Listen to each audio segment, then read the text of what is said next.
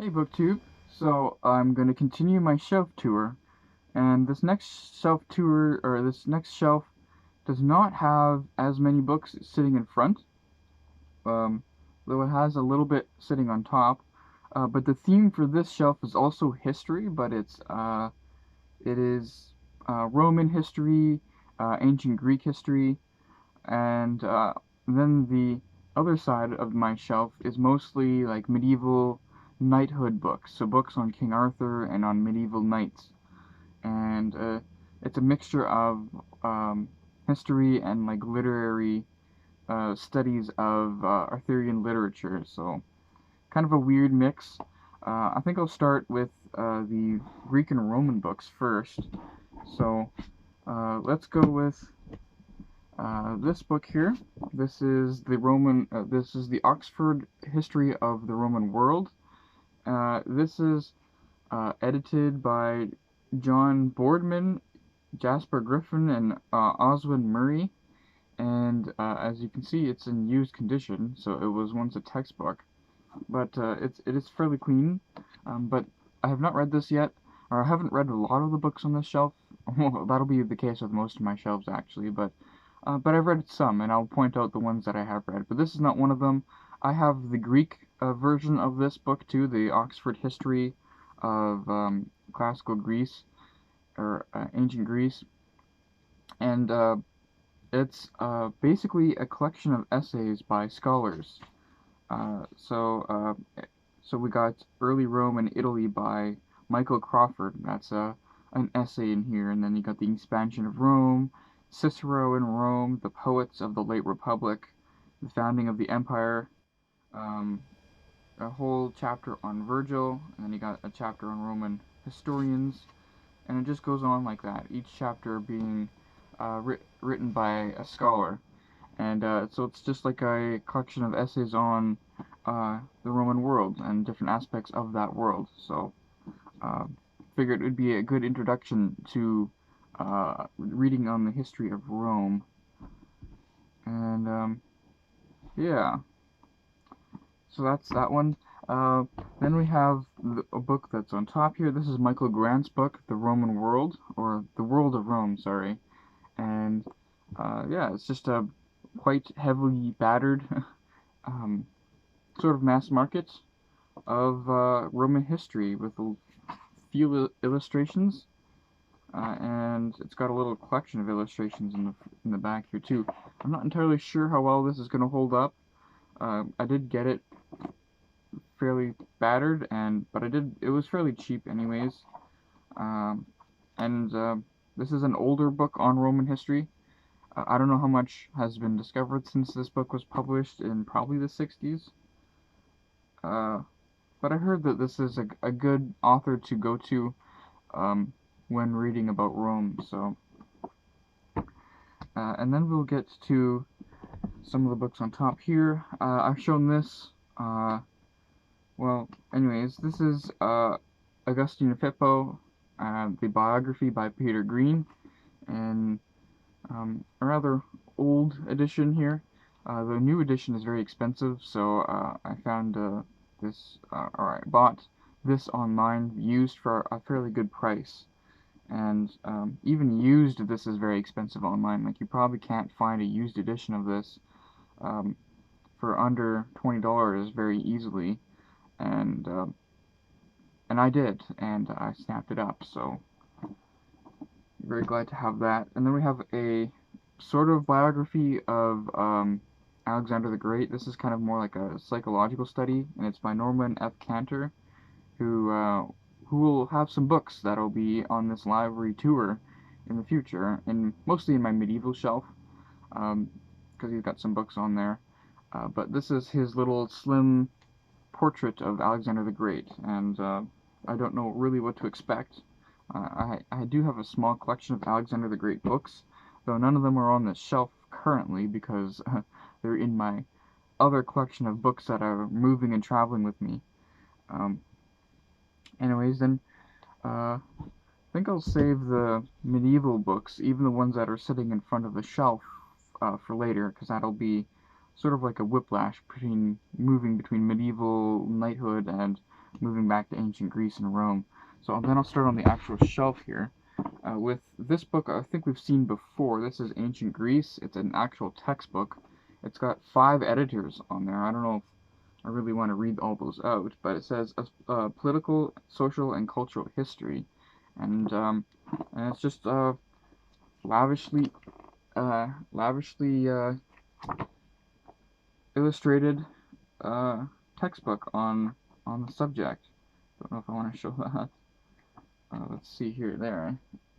A bunch of illustrations here, and getting a textbook used for like $5 or something. It's, for me, that's a good price, and I really do like textbooks because they do try to give you, they try to guide you through the subject matter in a way that maybe a normal history book wouldn't always try to do. So I'm glad to have this on my shelf.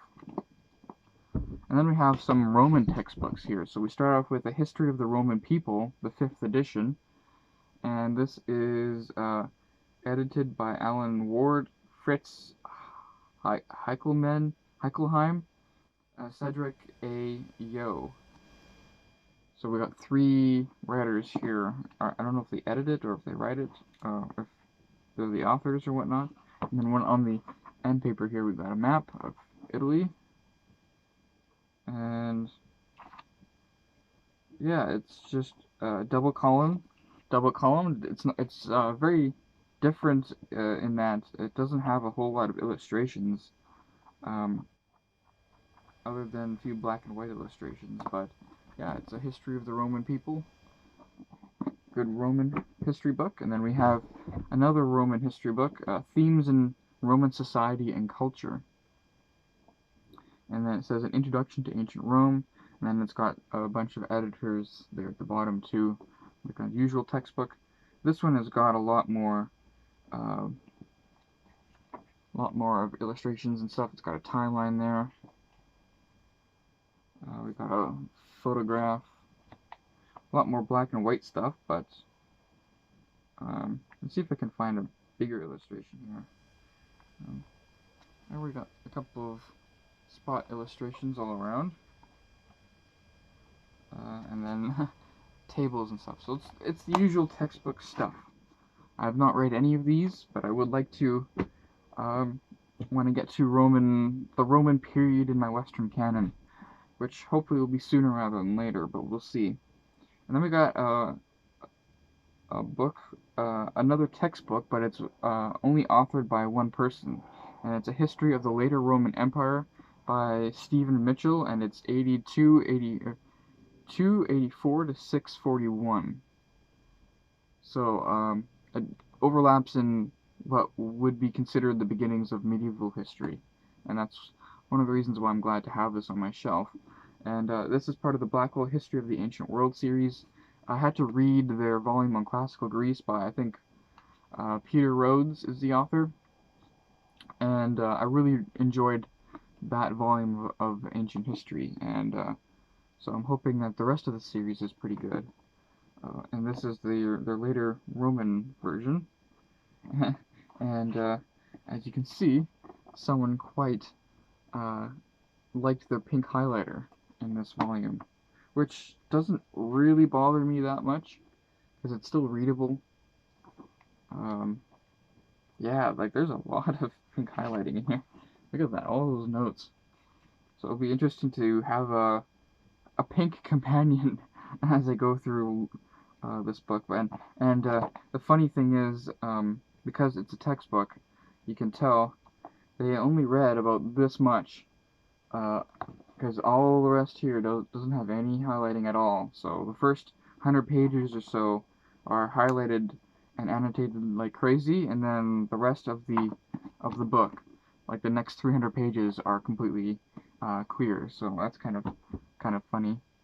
When I was, if you had my edition of the Classical Greece by Peter Rhodes, it would have annotations all throughout, except for maybe the last 100 pages.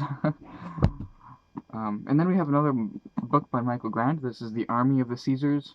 I picked this up. It's a nice hardcover, but at the time when I picked this up, I didn't realize how important the military in ancient Rome was, like the army that is on the call of the Caesars in Rome, um, especially since um, the army would end up revolting against certain emperors and disposing them, and then putting someone else forward in their place.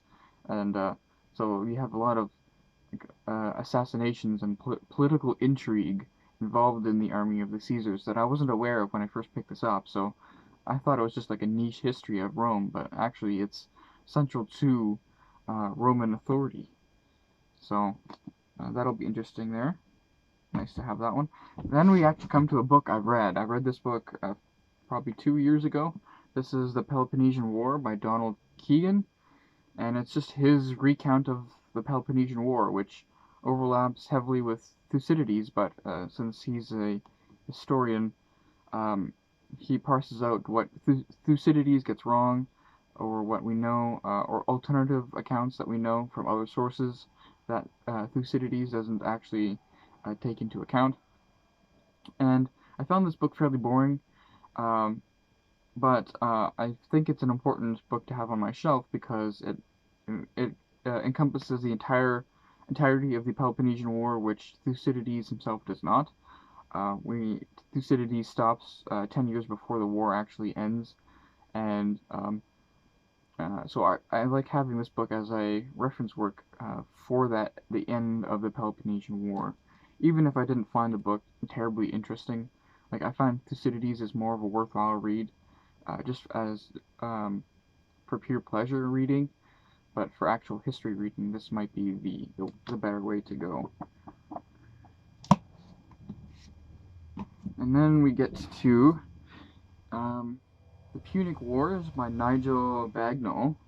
This is a Pimlico work of history, and it says Rome, Carthage, and the struggle for the Mediterranean. And this is just a study of all three Punic Wars. I know the second Punic War is the most well-known one, most popular one. So it has the First Punic War, then it has the Second Punic War, and then it has the Third Punic War, which is very short. But this is a study of the Punic Wars, and so it's Rome versus Carthage.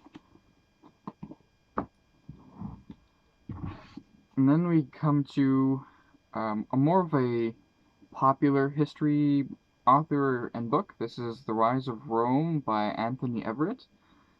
He's written a lot of classical histories that are made for a popular audience. This is The Making of the World's Greatest Empire.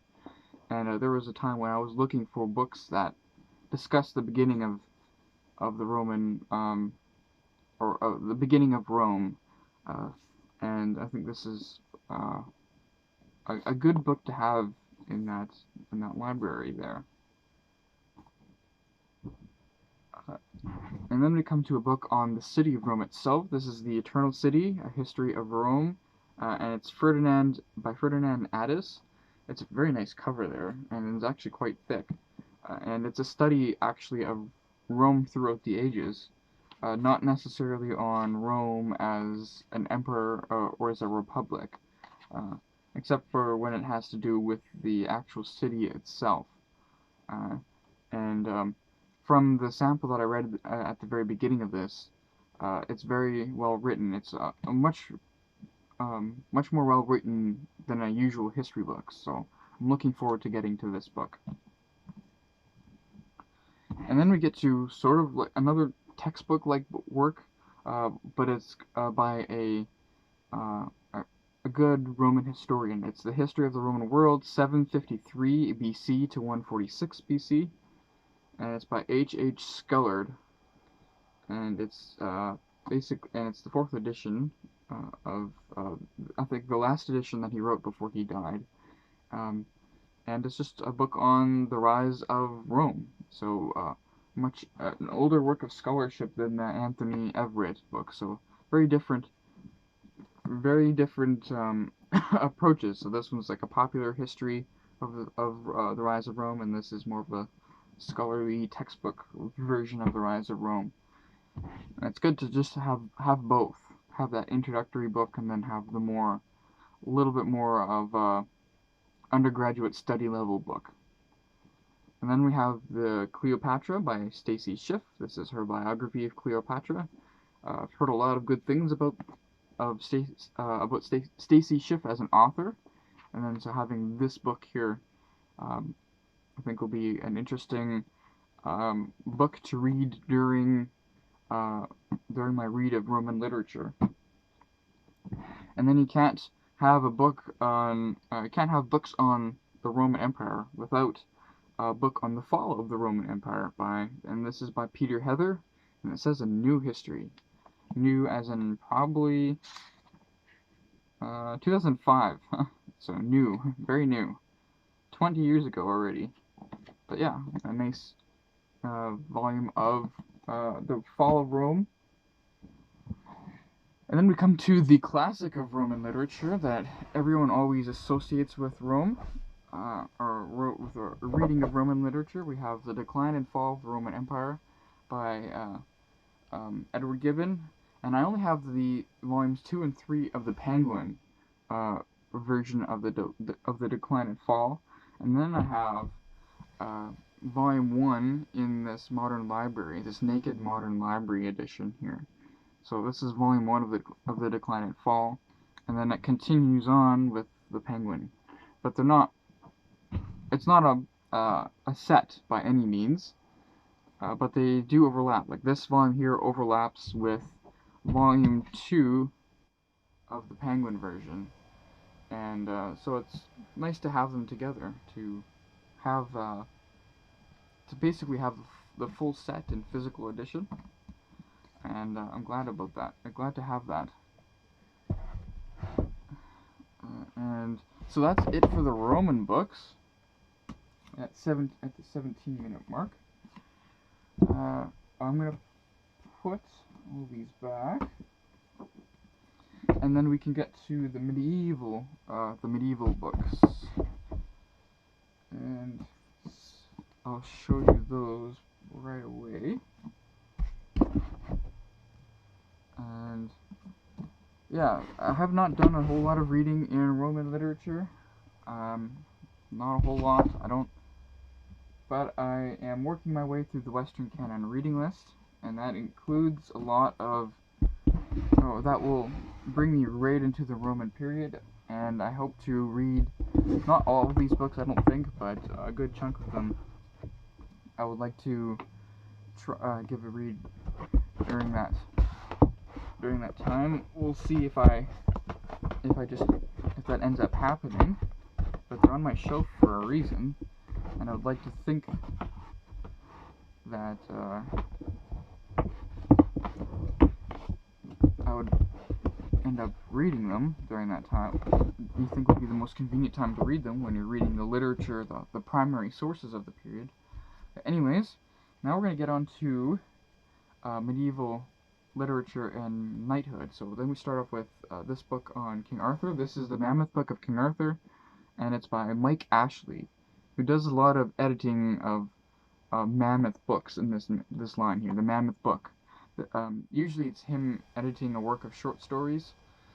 This book is different. It's actually him providing a popular introduction to the topic of King Arthur in this volume here. And then we move on to sort of a history book of King Arthur. This is Arthur's Britain by Leslie Alcott, and it's one of these nice pelican books with the blue there.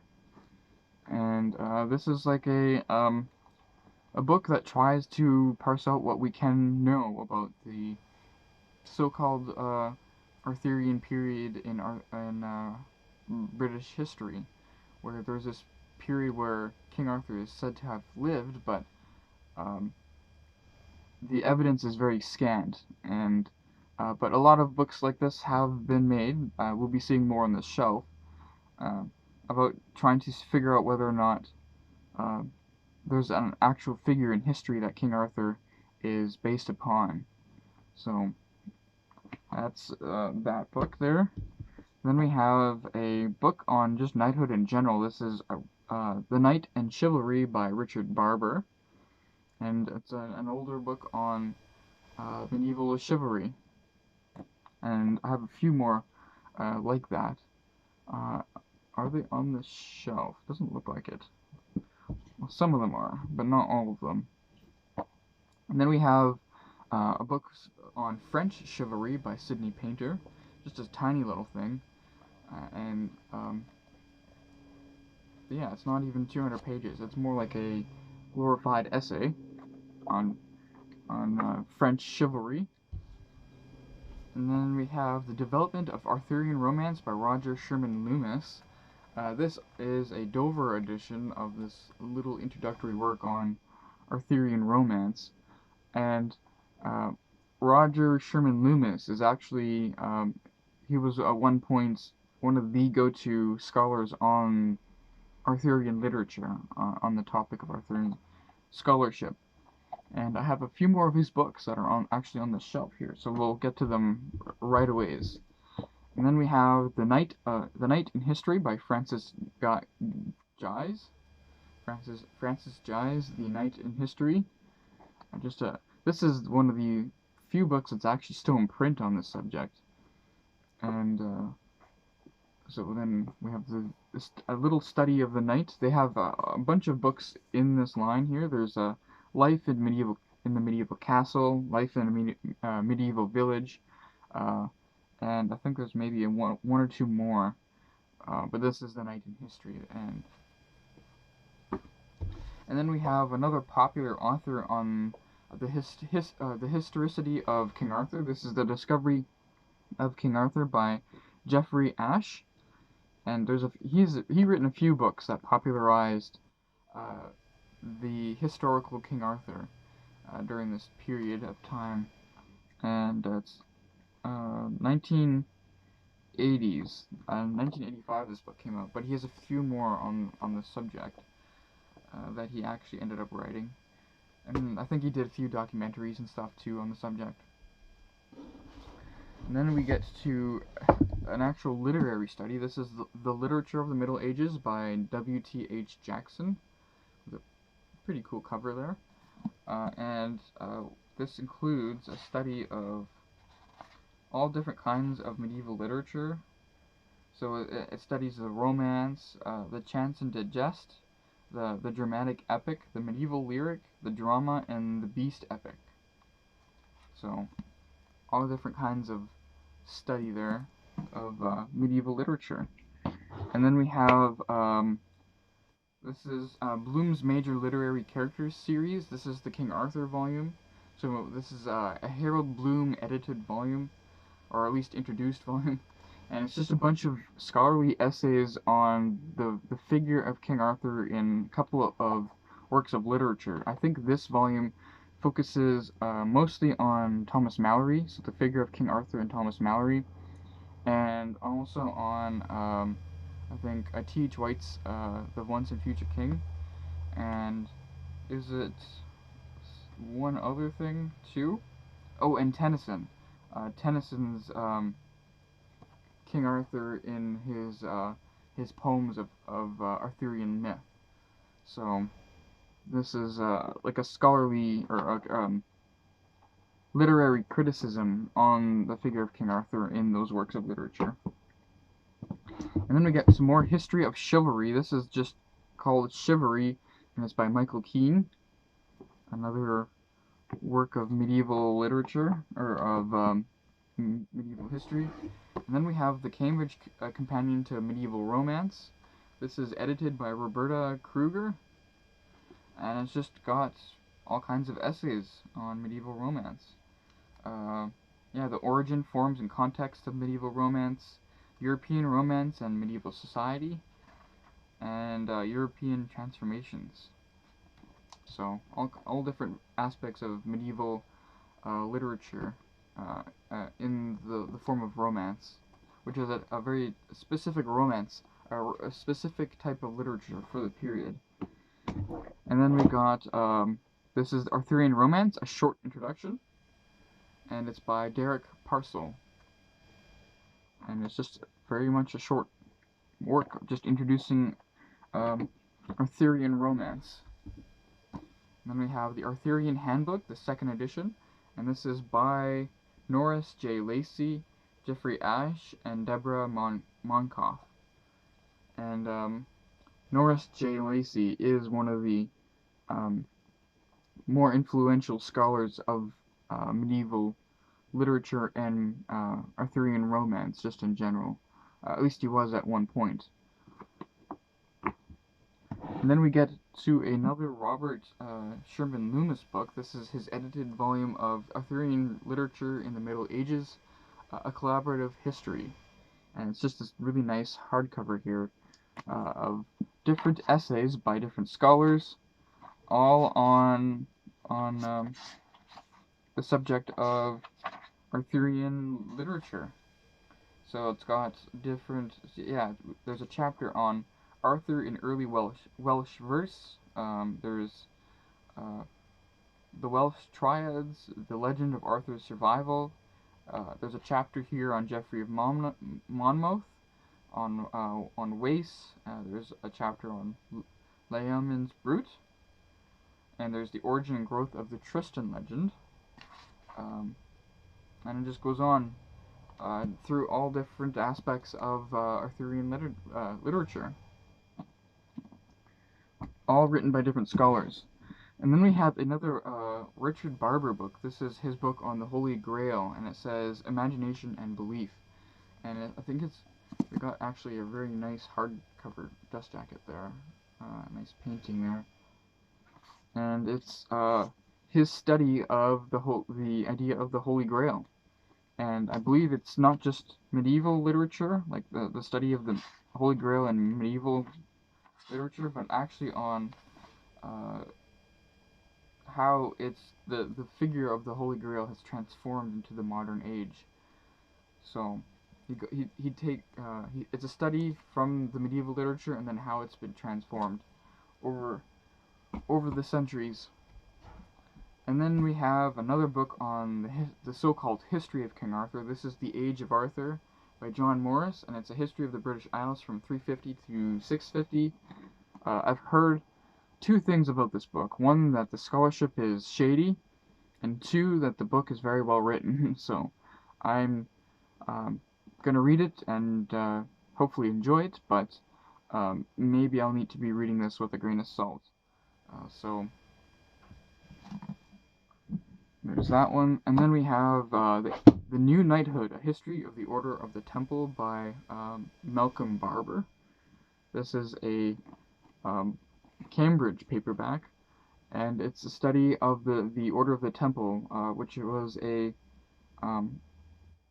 Templars, I guess, are what they're more well known as, the Templars, who are like a knighthood order that was very much a part of the Crusades in the Middle Ages, and this is a study of that sect. They're kind of like, it's almost like a monkish set, but yet they were warriors. They were knights, but then they had like a monastic element to them. I'm not entirely sure. The extent of my knowledge of the Templars is through the Ivanhoe by Sir Walter Scott, and let's just say that the image of the Templars in that novel is not very complimentary, let's put it that way. And then the last book here on my shelf of medieval literature is The Grail. This is The Grail, and it's from Celtic myth to Christian symbol, and it's by Roger Sherman Loomis. So as you see, I got a few books on a study of the Holy Grail and its imagery. But anyways, that's it for this shelf booktube. I hope it wasn't weird with the level and like the holy limbus of light and kind of my level here. I'm kind of like a disembodied head talking about books. But anyways, that's it for this shelf. I'll see you on in the next video or on the next shelf, depending on what I end up filming next. So anyways, thanks BookTube.